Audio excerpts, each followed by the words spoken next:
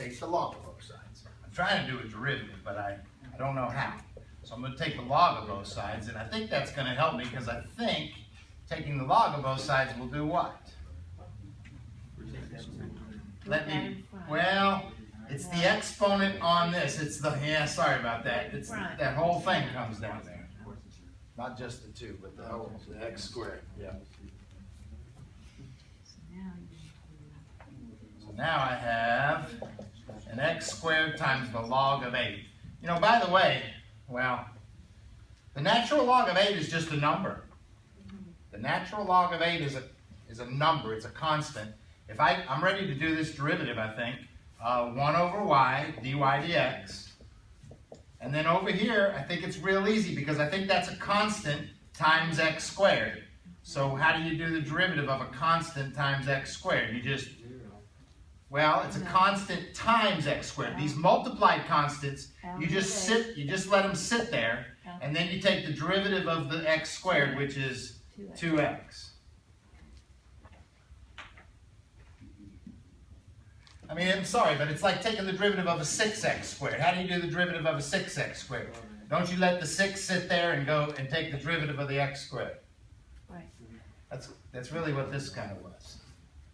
Okay. A number times x squared, and his derivative is that number times 2x.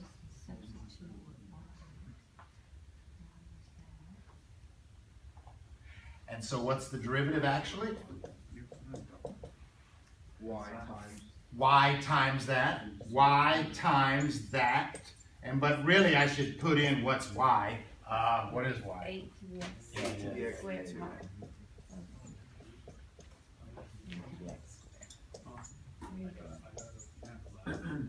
Wow.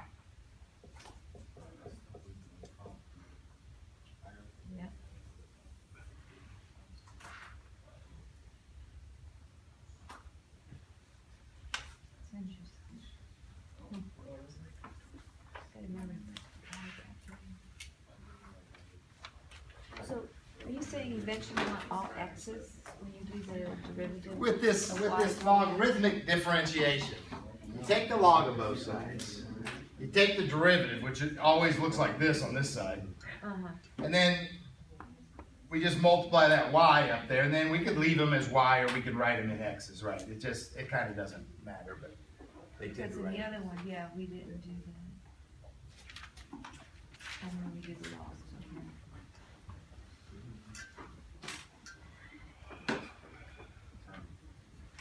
Well, you guys, these sections are getting a little tougher here. They are.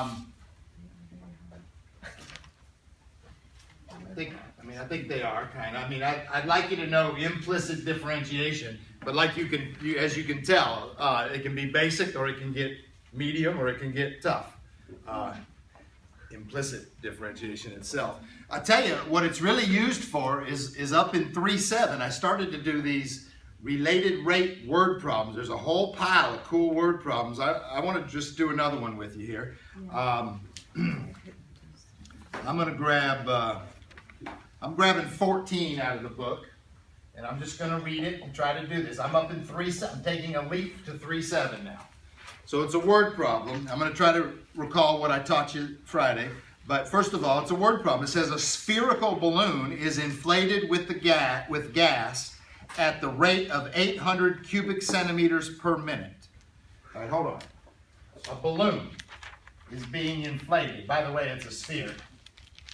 That's supposed to be a spherical balloon. And they said, I'm blowing it up. I'm at a rate of 800 cubic centimeters per minute, I think they just said. I'm blowing up this balloon at this rate. So, what is it about the balloon that's changing? Volume. The volume. Actually, maybe a lot of things. So I'm blowing up the balloon. So what's changing in this balloon? The volume. Of course, if the volume's growing and the balloon's growing, so is its radius. Surface area would be a word, but its radius, its surface area, its volume, everything's growing. If I'm blowing up this balloon, the volume's growing, its radius is growing, right? Everything's growing or changing. at a certain rate. Let's see what else they tell me. Well, oh, so what do you think what is this that they told me? That's the volume. It's cubic centimeters per minute. It's the air going in. It's the volume. But it's not the volume. No, it's not the volume. It's the rate of change of the volume. Yeah, rate of change. Which is the rate at which the volume is changing with respect to time. By the way, look at the units. This is cubic centimeters, which is a volume. This is minutes, which is time. That might help. The units might help you figure out what to label this. Yeah. It's a rate, so it's a change. It's a volume over a time. Let's see what else they said here. 14. How fast is the radius of the balloon increasing at the instant when the radius is 30 centimeters? Now hang on. They just asked, how fast is the radius changing at the instant when the radius is 30 centimeters? So they told me the radius is 30 centimeters, but it's a changing radius, and they wanted to know how fast it's changing. I think they're asking for dr dt. Yep. The rate of change of the radius with respect to time. That's what they asked for. You got to get used to this, I guess. It's reading these words and looking at these rates of change. The whole chapter is called Related Rates. The whole section, 3.7, is called Related Rates. And we just found two rates. Now, how are they related? Well, how is volume, anybody know the volume of a sphere? V equals 4/3 pi r cubed. There it is. V equals 4/3 pi r cubed. So what is that? That's the relationship between V and R. So here's what I told you Friday when we got into these word problems. I said, okay, you're going to read a word problem. You might want to draw a picture. When you read the words, you probably need to jot down some information. But overall, here's what you need. You need an equation that relates the variables. So we found one. Then you needed this. You ready? You need to take the derivative of this equation. Take this derivative implicitly with respect to t.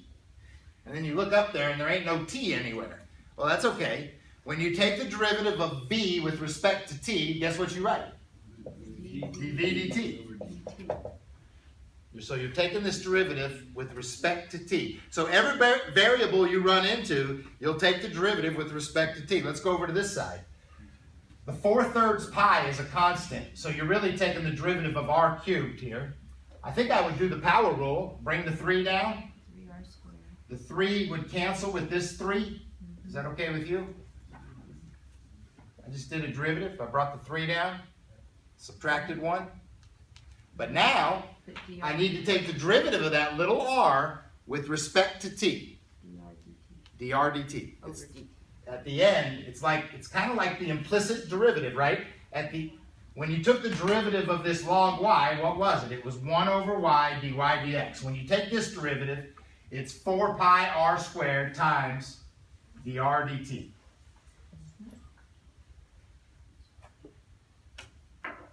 And now you have, again, this thing's called related rates. So you have these rates related.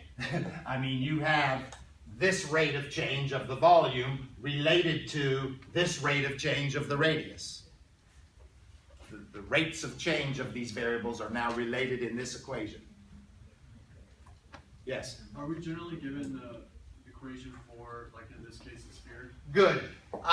We'll have to discuss that over the next couple weeks. For test purposes, there's some equations I think you ought to know. I think the area of a circle is something you ought to know. Friday we ran into Pythagorean's theorem. We needed Pythagorean's theorem. I think you ought to know that. The volume of a sphere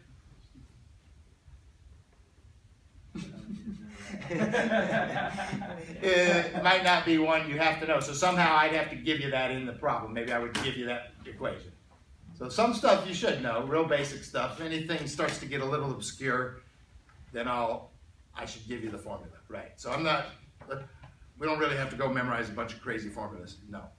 What we'd rather do is learn how to do these problems, right? So we did it, dude. We got this. Now, what's going on? What's the question? The question was, if the volume is changing at this rate, in other words, they gave me this, was 800, and they're looking for this, dr dt, and they're doing this at the moment when r is 30. See, by the way, these things keep changing. Nobody said they're going to stop blowing up this balloon. They're going to keep blowing up the balloon. The radius keeps changing, but at the moment when r is 30, what is the rate of change of the radius? What is the rate of change of the radius? So, can you find it? I think so. That's an 800. You could divide by the 4 and the pi. I guess you could divide by this number. This number is 900. And I guess we just got it. There's dr dt.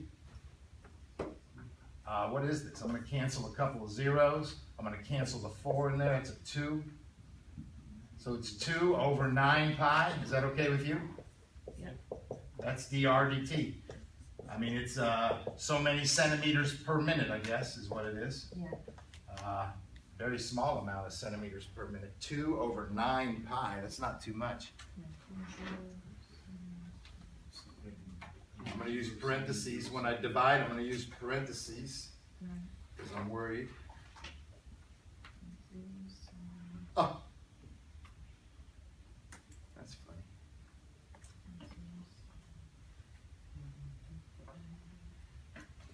How many places do you go on? Oh, just a couple decimal places, maybe. Yeah, 0.07. Centimeters. 0.07 centimeters per minute. Or this. The book will have this.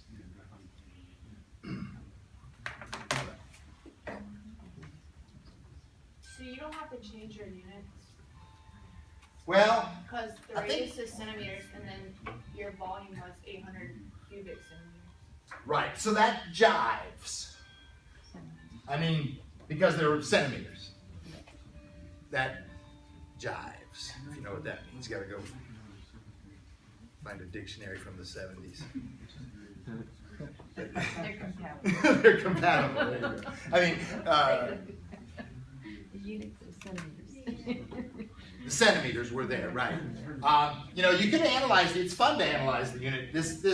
A volume is cubic centimeters. That's what a volume is. So it's like the 800 was centimeters cubed. What was this 30 right here? Centimeters. It was centimeters, and then it got squared. So it was centimeters squared. Oh, by the way, this was centimeters cubed per minute.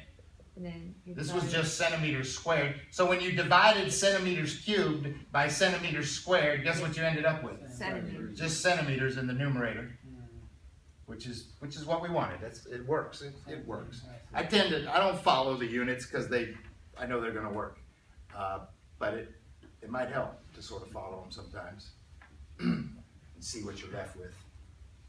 But I just know if I'm looking for a radius per time, I think the answer is going to be in centimeters per minute.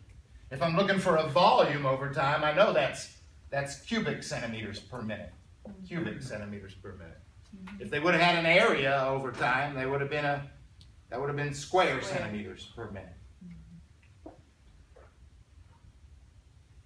Area, volume, and distance are, yeah.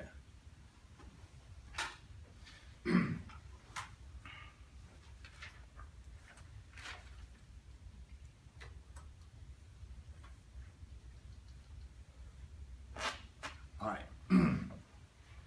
Let's do another one. I'm in 3.7. I took a leap up to 3.7.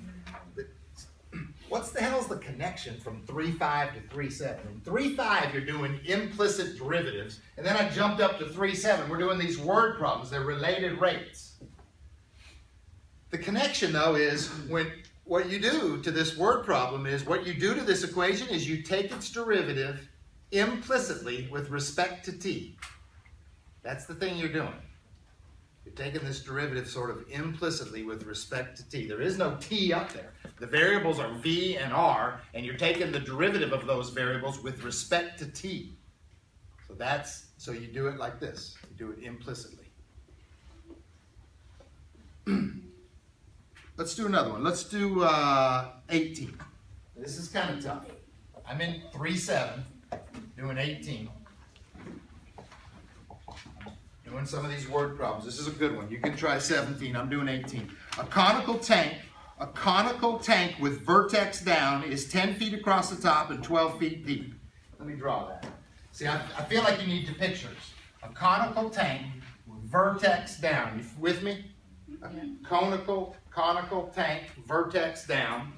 I think they said it's 12 feet deep, so I'm gonna go over here and just put a little note that that's 12 feet. Is that okay with you? It's 12 feet deep. I think it said it's 10 feet across the top. Is that what they said?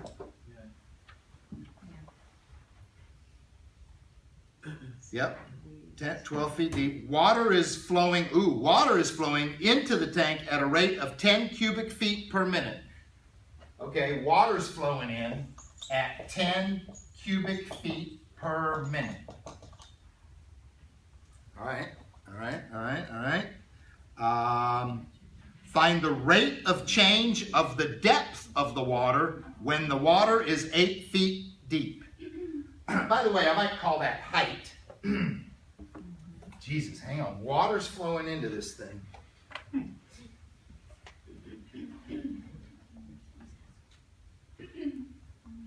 You know, this is sad, but this is, look at this water. It's red. It's full of iron and chemicals. It's not nice. So hang on. The water's coming into this thing.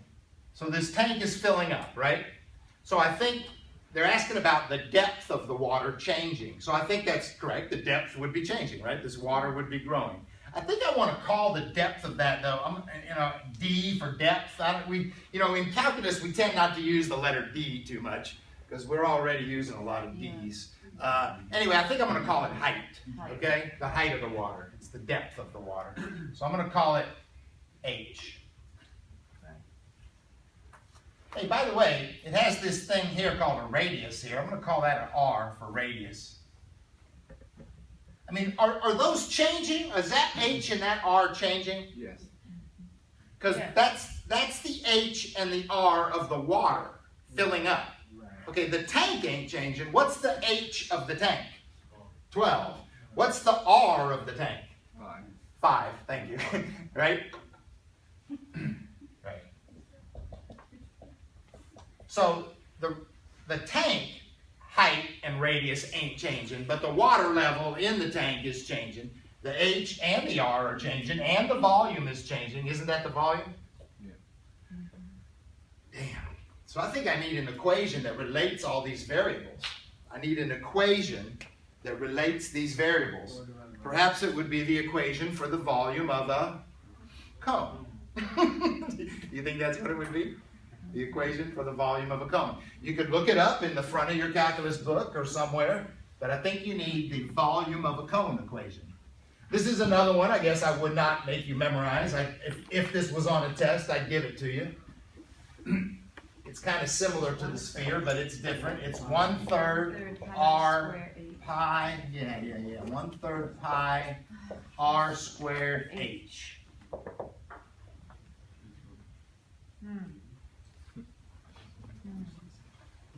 All right, try to hang in here. I know we're getting toward the end of class, but hang in here. I'm going to try to help you.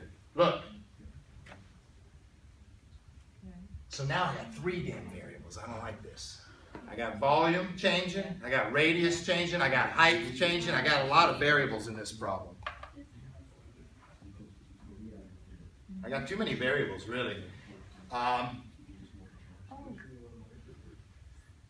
Look at this. This is a slick little move that it's easy, but a bunch of people would not think of this. But here it is. In this picture, there is similar triangles. there's the water in the tank, and then there's the tank itself. Now, what is the proportion of radius to height of the tank itself? The tank itself has a radius of 5 and a height of 12. What is the proportion for radius and height of the water? Well, we don't know. It's changing. It's changing. Is that okay? Yeah. So R is an unknown R, and H is an unknown H. How you guys doing? That's the concept of setting up a proportion for similar triangles. There's this little triangle with an R to H, and there's this big triangle, R to H. You guys with me? And you set up a proportion with these similar triangles, the big one and the little one here, and there's the proportion. And what that proportion does for you, if you multiply by H, is it kind of helps you get rid. I said a few seconds ago, I said, damn, there's too many damn variables. Right. Well, now I can get rid of one. I can get rid of R. What is R? 5/12 H. I think I'll just get rid of R. R is 5/12 H. Now hold on, it's squared, you guys. It's squared, and then it's multiplied by this other H. I just got rid of R using these proportions that were in this picture. That's a pretty smart little move. It wasn't very hard math. The math wasn't hard, but you might not have thought of it on your own, but now you might. Why did I want to get rid of R? Because the problem, I should go back and reread this problem. These problems are tough. There's a lot going on, and there's a lot when I'm explaining it, there's a lot. But what did they give me here? Can you tell me what that is? That's how volume of water. dV over dt, the change in the volume. It's a volume over time. Yeah. She said it right. This is dV dt. dV over dt. What did they ask for? They asked for, let me read this again. The change of the height. Find the rate of change of the depth of the water, which I'm calling H. Right. So they want the rate of change of the depth. So they want dH dt is what they're asking for. At the instant when H is 8 feet. At the instant, at the moment, or at the instant when H equals 8 feet. So they're asking for that. They gave me that. Look, they gave me that. They're asking for that. See, they didn't say a damn word about R. Look, right? No. The radius is not mentioned up here. The radius is not. So it was smart of me to get rid of R. That was cool. So now I got a relationship between V and H. Let's simplify this relationship a little bit. What is this? It's 1/3 pi. Can I call that 25 144ths? H cubed. H squared times another H is H cubed. Yeah. You guys all right? Yeah.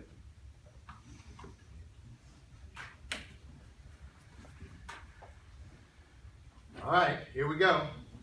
I think I'm ready.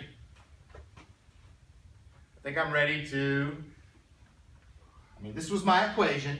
I did this cool move to get rid of the R. Now I want to take the derivative implicitly with respect to t. What's the derivative of this with respect to t? dV dt. Over dt equals. This is a big old number.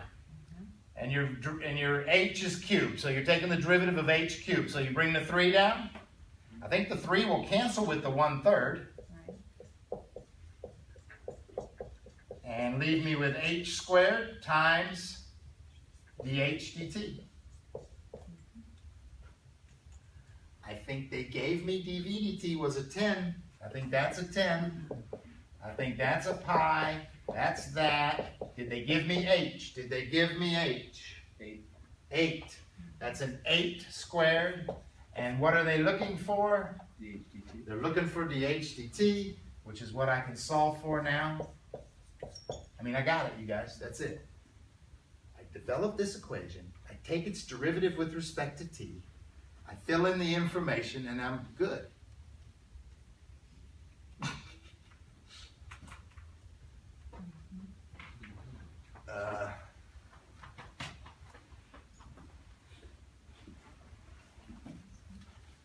this gets messy here. There's a 10.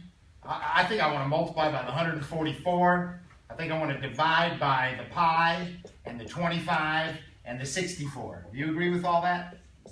Yeah.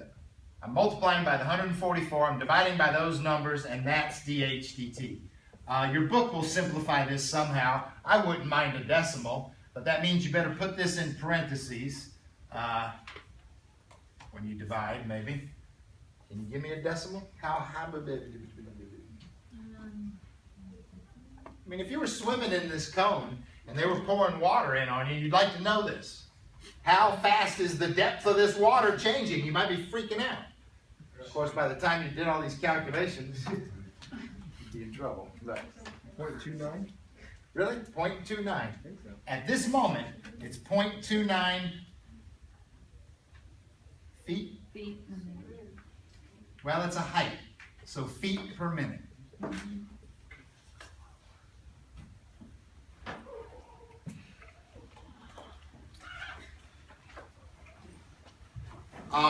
Well, what did I do today?